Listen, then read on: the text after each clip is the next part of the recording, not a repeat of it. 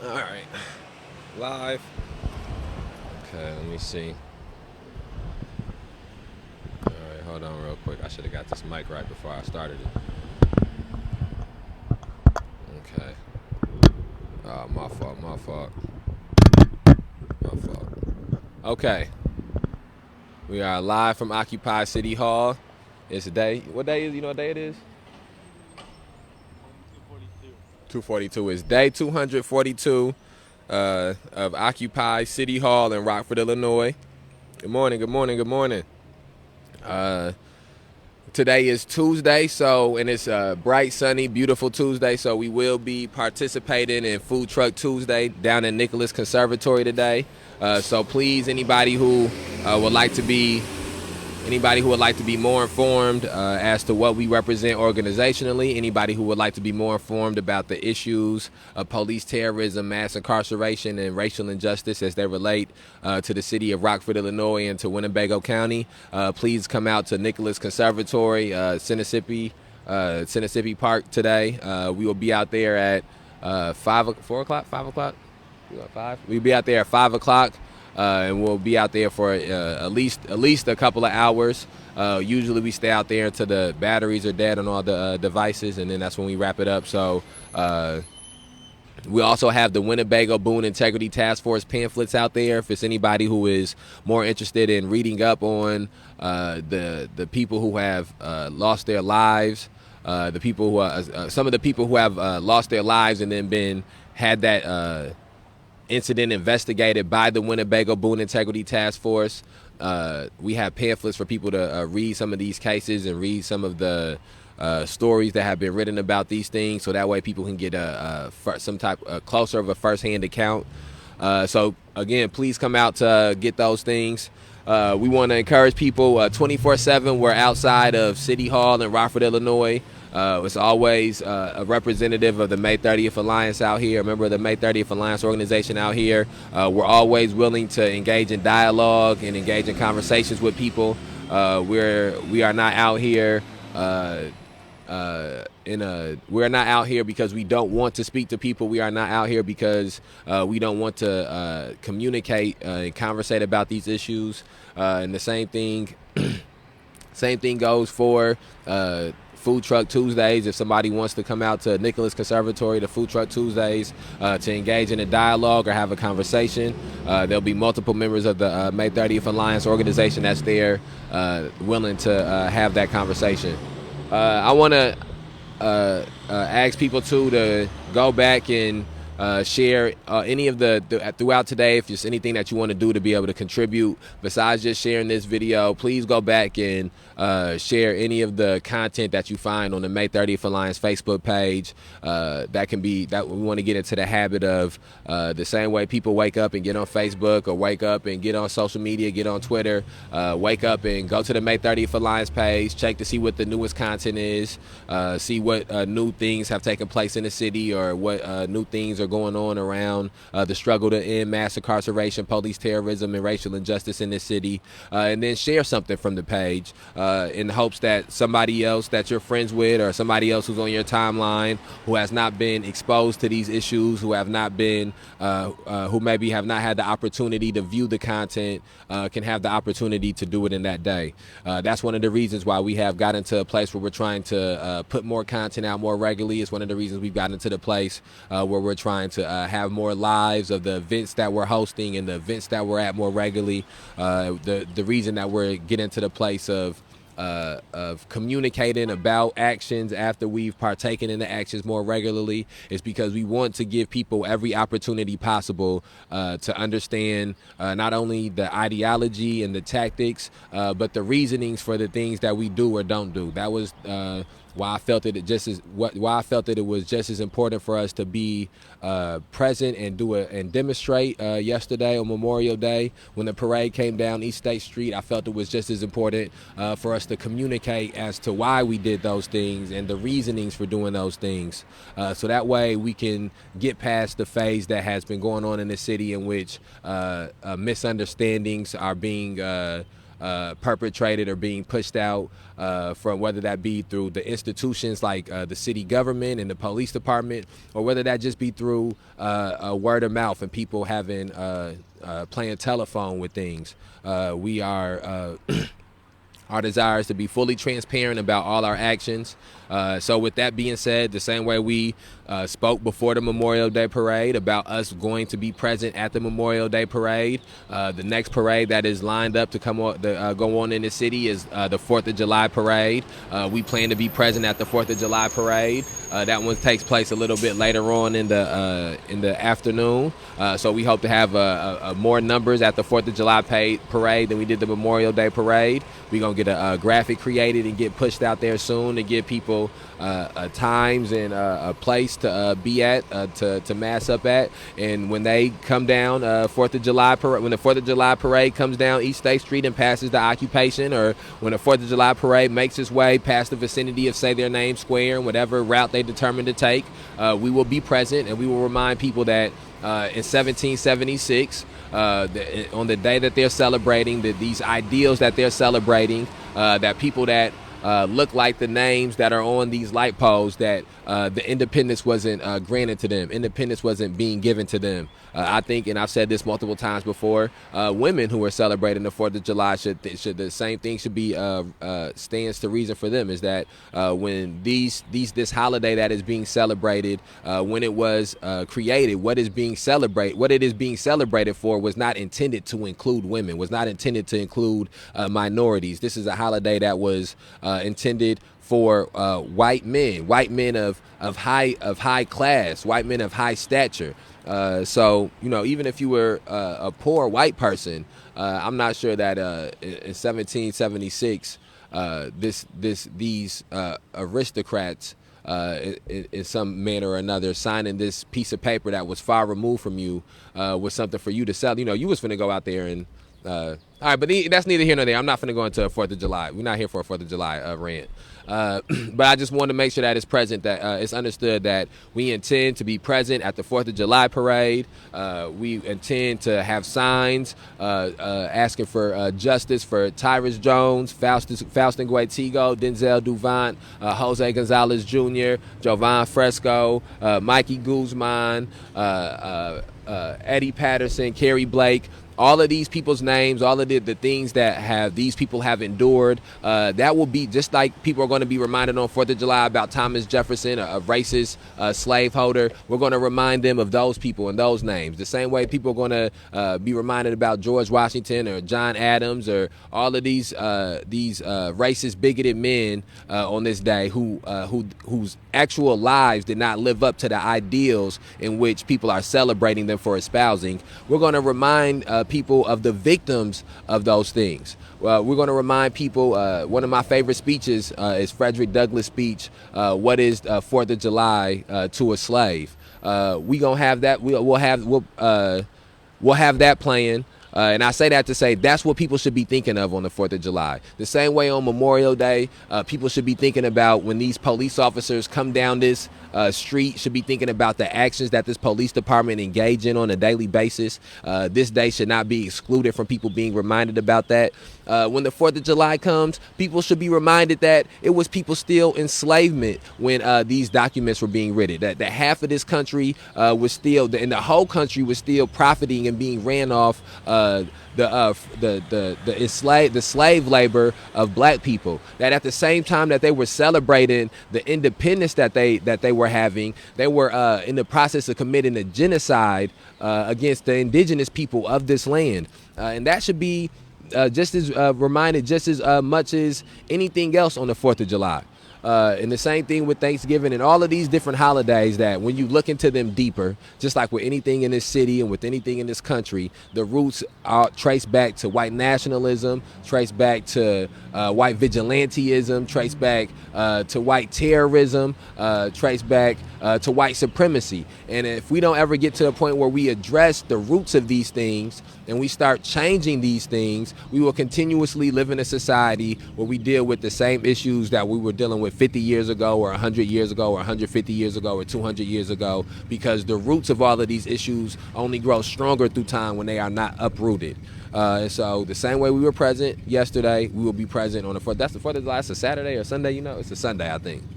No, it's a Saturday. I think it's a Saturday. 4th of July is on a Saturday. So make sure you don't got to work. Make sure you take off work. I believe that last year they did something at the Rivet Stadium. So we had some people go to the thing that took place at the Rivet Stadium. Last year was an exception, though. I know that with the coronavirus, they didn't have the parade. So I don't know how much we're going to be able to split up our efforts. But anything that we can be able to get to that they are doing to celebrate the 4th of July, we are going to find a way to get people dispatched there, so that way people can be reminded of the negatives that come with these white nationalist traditions. I also want to say that we are in a process where Jose Gonzalez Jr. is still being the shooting of Jose Gonzalez Jr. by Owen McGinnis is still being investigated by the Winnebago Boone Integrity Task Force. I think that we have to continue to try to do the job of making sure more people know about this shooting, know about this incident. We need to continue to do the job of making sure that more people in the community are awakened to these issues, to this issue, so that way when the Winnebago Boone Integrity Task Force closes this investigation and comes forward with its findings, the community can be paying attention. The same thing for the murder of Faustin Guetigo by Winnebago County Sheriff Deputy Brulard. We need to be making sure that we are regularly doing the job of having more people know about the murder of Faustin Guetigo, so that way when the investigation into the murder of Faustin Guetigo is finished and they come out with the findings, people in the community are not asleep. People in the community are awoke, and people in the community are paying attention.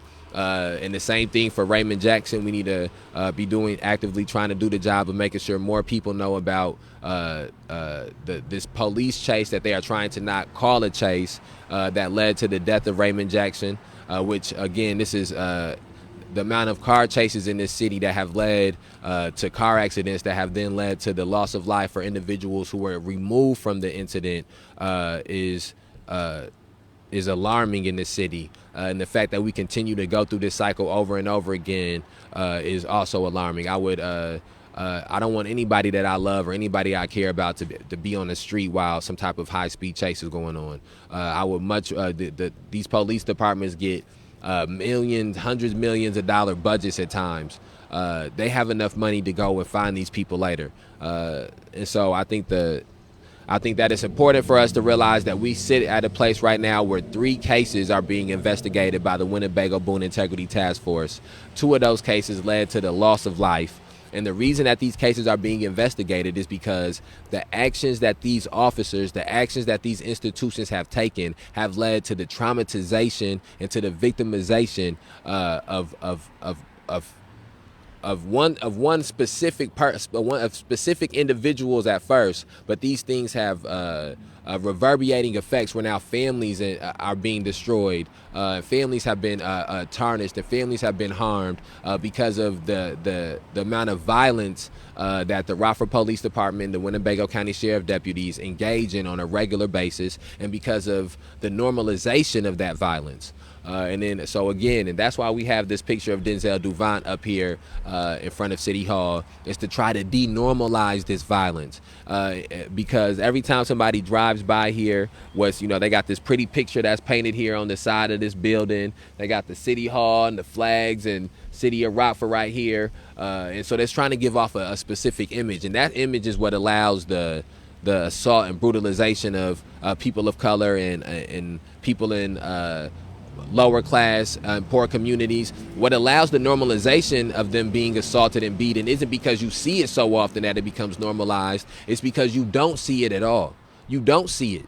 you hear about it, and maybe every now and then it'll pop up on a news station, or every now and then it may pop up on a newspaper or a social media outlet, but it's so pushed out of the scope that you just keep going on about your day. You keep just going on about your life.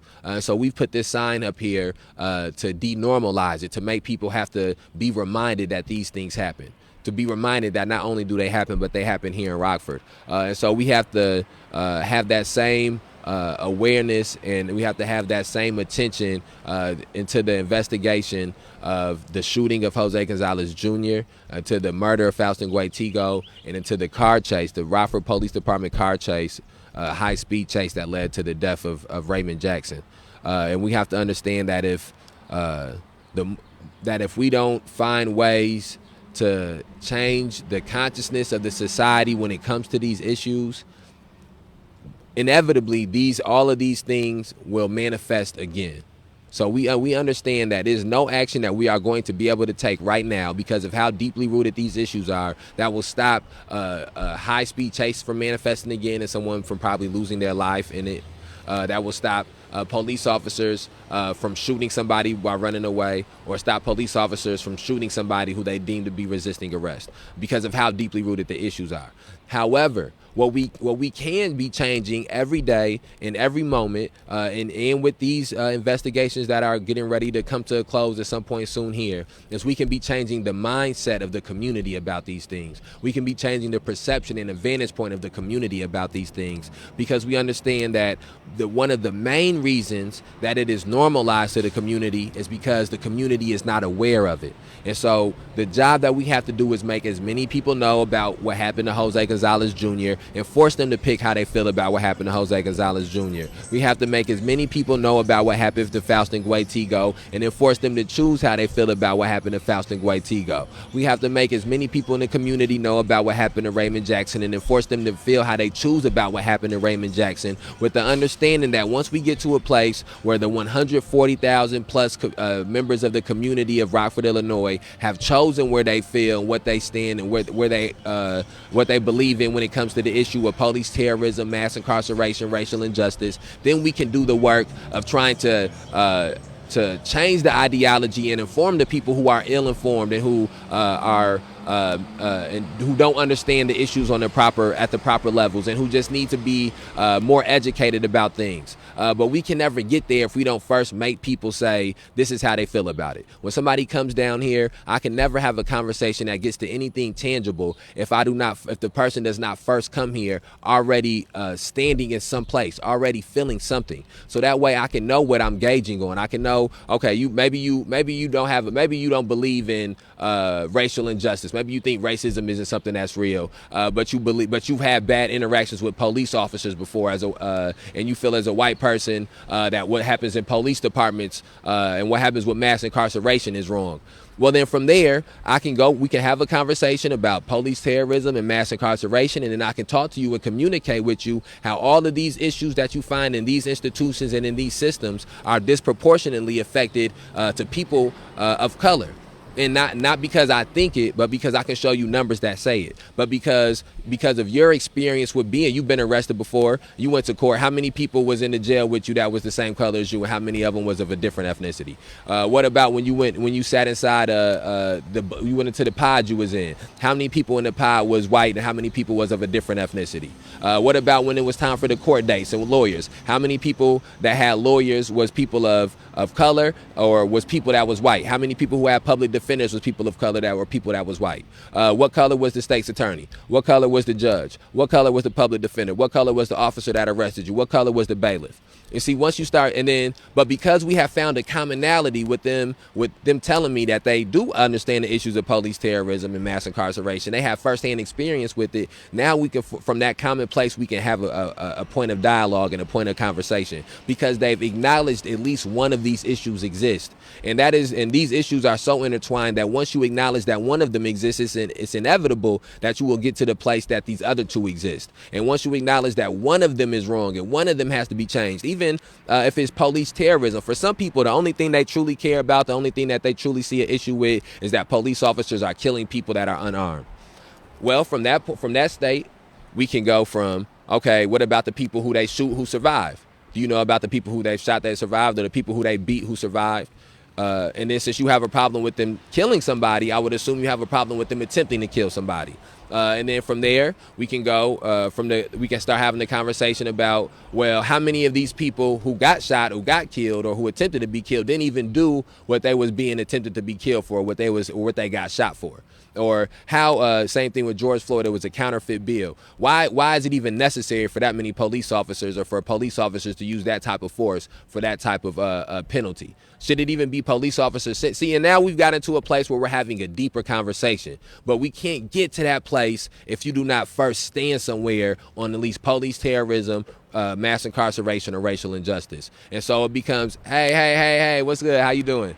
So it becomes our job as an organization. It becomes your job as a community member, as you're watching this, to find out which levels we can exist on to force people to choose and force people to feel some type of a way. That's what Colin Kaepernick did when he took a knee. He forced people to choose how they felt, and in the midst of choosing how they felt, in the midst of deciding which side that they stood on when it came to these things, it was allow for a conversation and for a dialogue to then happen, whether that be through on sports channels, or whether that be people at work, or whether that be with family members or friends or in locker rooms. The conversation was sparked to happen through that action. And so what we did on Memorial Day is we sparked the conversation to happen. People left here and had conversations, not only just about Memorial Day, not only just about what they felt about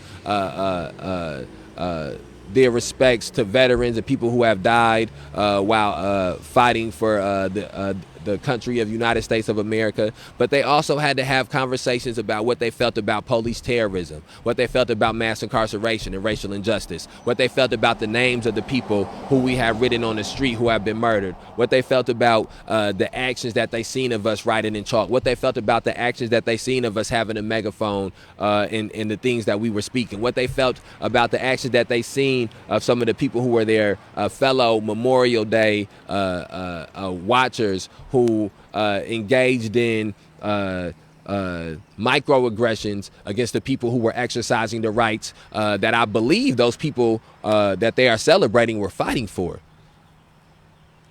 And so it's incumbent upon us to not let that ever rest for a day, to not ever let a day go by where we don't find a way to incite that conversation, where we don't find a way to challenge people to those dialogues. And so again, I wanted to, it's early in the morning, wanted to do a live real quick, trying to get into the habit of doing these lives as often as possible and communicating to people as often as possible. Again, please go through, share this video if you want more context about what happened at Memorial Day. I sort of dived into it more on a video from last night. Go back and watch that video, share that video. We're going to get all these videos from these last 24 hours or so uploaded onto YouTube real soon here. When those links come up, please share those links. I want to encourage people, anybody that wants to donate or anybody that wants to find a way that they can contribute monetarily. Cash App is $ May 30th Alliance. Venmo is at May 30th Alliance, and then PayPal is May 30th Alliance at protonmail.com. Anything that you can give, no matter how small, no matter how big, is appreciated and is needed. Again, we're going to be at Food Truck Tuesday at Nicholas Conservatory today. We will have the Winnebago Boone Integrity Task Force flyers there. We will be at City Market on Friday. Please come out, City Market on Friday. Please pay attention to the Winnebago Boone Integrity Task Force investigation into Jose Gonzalez Jr. Not into Jose Gonzalez Jr., but the Winnebago Boone Integrity Task Force investigation into the shooting of Jose Gonzalez Jr., into the murder of Faustin Guaitigo, and into the death of Raymond Jackson. Please make sure you're paying attention and staying aware and waiting for the news conference, the press conferences to come up to the closing of those things. Again, historically, every case that this task force has ever investigated, they have ruled justified, and there's no reason for us to believe that they won't do the same things with the three investigations that they are having now. And as an organization, we will respond to each one of those when the time comes, if they are found to be ruled justified. All right, I think that's everything. I don't got the pictures. I got to make sure I start starting it with the pictures. But justice for Faustin, justice for Jose, justice for Tyrus, and justice for Denzel. We outside. End it. End it.